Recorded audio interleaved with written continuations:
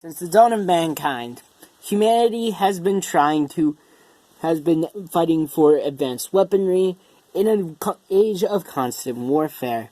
As technology advanced, the conflicts grew larger, lasted longer, and had more casualties.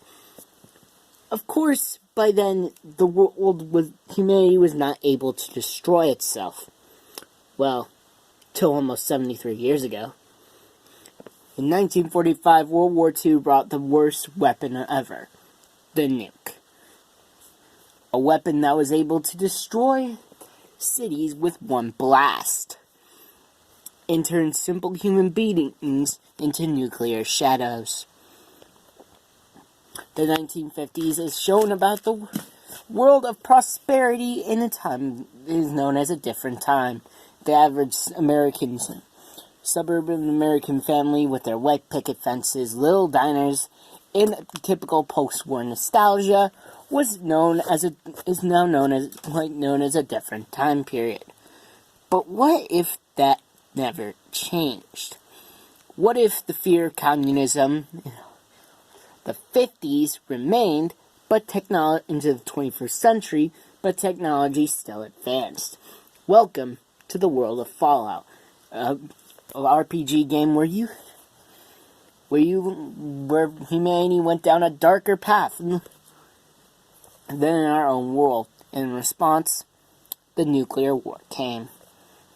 This is a quick breeze up for all new fans, and especially to give a brief overview for those of you who have forgotten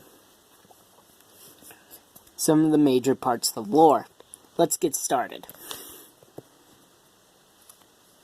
Now, the major part of Fallout is that it diverges in the middle of the 20th century, sometimes around the late 1980s, 50s, early 1960s-ish. The United States decided to change up their government and better organize their government in order to try and protect and keep from political strife. The states were divided up into 13 commonwealths. The commonwealth will be one step above the state, but one step below the federal government, and consists of multiple states. However, this wound up to multiple of the commonwealths arguing with each other and only weakened the United States. As typical in our timeline, the Red Scare was in full effect. However, instead of fearing Soviet Russia, we were fearing the People's Republic of China. As the Soviets grew weaker and the Chinese grew stronger, America had a new enemy on the global scale. As the years went on, the oil supplies started to run thin. Texas, once booming with oil wells, now barely drifting.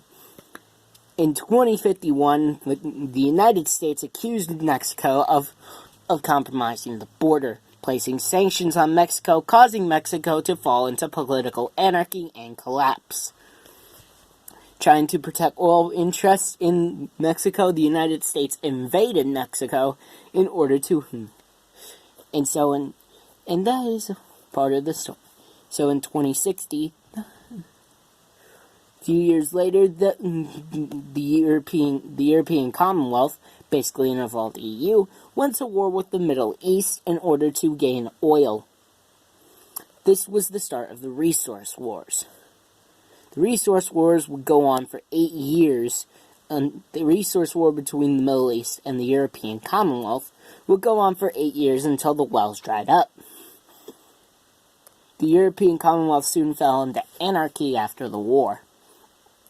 Eventually, Alaska was the last place for cheap oil, making it a target for the People's Republic of China.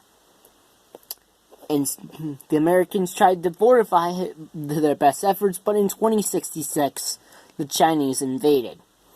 The Sino-American War had begun. This next 10 years of fighting involved with some advancements like the Chinese Crimson Dragoons, and the American soldiers in their beautiful suits of power armor. Although with the advancements in technology, fighting would go on for a decade. But Canada was unfortunately forced to allow American troops on their soil, causing tensions to grow between the two known allies. Eventually, the United States then in 2076, Canada was annexed by the United States in order to create an easy pathway into Alaska. In order to make the fighting in Alaska easier, the United States decided to invade Mexico and China with soldiers and power armor. They hoped to cause enough damage in mainland China that it would affect the war in the battle in Alaska, specifically Anchorage. And it worked. And then by the beginning of 2077, the Sino-American War seemed over, as the United States reclaimed Alaska, and the war seemed over. But it was a ruse. 23rd of October 2077, the Great War began, only lasting 120 minutes. This nuclear exchange was so powerful that it wound up resulting in the end with the whole world being damaged. So the pre-war nations ended in a blaze of glory. Now, with the 2 centuries after the war, there are new factions all over the old world United States, one of which being the new California Republic. The NCR was founded by the town of Shady Sands, which was founded on survivors of Vault 15, one of the vaults created during Project Safe House by Vault-Tec. However, the vaults were designed for more sinister plots. There were some in the United States government that knew that not many would survive a nuclear Armageddon, but saw themselves more important than the average American. This faction would go on to become known as the Enclave. Anyway, back to the New California.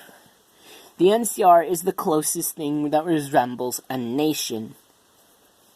Even going on to collect tax, by the time of Fallout New Vegas, they are known for their power, their weirdness. They are starting to become a bit imperialist in nature. Of course, their main rival at that point was Edward Salo and his legion. Edward Salo went on to the Grand Canyon in order to impress the tribes. They impressed them so much that they made him their leader. In response, he declared himself the name Caesar, or Kaiser, whatever the fuck you want to call it. At that point, then Kaiser's legion went into full contact with the new California Republic, with the legion losing in the First Battle of Hoover Dam, fought in 2277. Of course, there were some pre-war factions that were still around, like the Enclave still on their rig and in the capital wasteland. But there was one known for their powerful and advanced technology. Yes, I am talking about the Brotherhood of Steel. The Brotherhood, founded by Roger Max just days before the nuclear firestorm of 2077, was known for their protection of technology. So days after the war, they confiscated all the high-tech weaponry, power armor, etc. Gloss over all the time. The Hood essentially went to war against enemies, including the new California Republic and many others. The Western Brotherhood is small. They are the original Brotherhood. The Eastern Brotherhood is a bit more bigger, as the Capital Brotherhood would allow locals into their ranks, and the Capital Brotherhood Wasteland Brotherhood will eventually move to Boston in 2287. The Enclave was being destroyed in the Capital Wastes. However, there are a few more factions that, if I were to go into all the specifics of every single faction, that video would take hours. And this is just a brief reminder for all the original fans, and also as an introduction to this beautiful series. Trust me, I love the Fallout games. They are awesome.